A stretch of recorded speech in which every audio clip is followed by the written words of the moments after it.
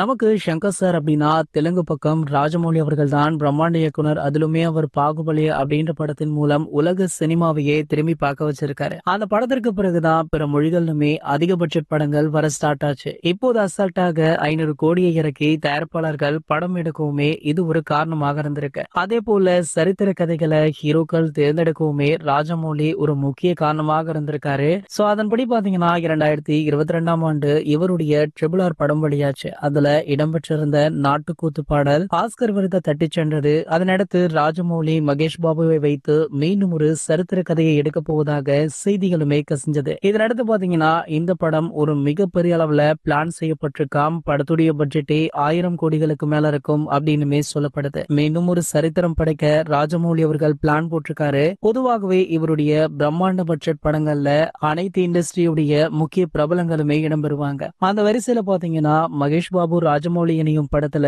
தமிழ் சினிமாவில இருந்து ரஜினி அவர்களுக்கும் அஜித் அவர்களுக்குமே துண்டில் போடப்பட்டிருக்காம். சோ அதற்கான பேச்சுவார்த்தைகளுமே ஒரு பக்கம் போயிட்டு இருக்கா. சோ கூடி விரைவிலேயே இதற்கான அறிவிப்பு வெளியாக உள்ளதாம். மேலும் இந்த படத்துடைய படப்பிடிப்பு வர ஜனவரியிலிருந்து துவங்க உள்ளதாக செய்திகளுமே கிடைச்சிருக்கு. இது போன்ற சினிமா செய்திகளை பத்தி நீங்க உடனே தெரிஞ்சுக்க நம்மளுடைய அஜித் டாக்கீஸ் சேனலை மறக்காம சப்ஸ்கிரைப் பண்ணிக்கோங்க.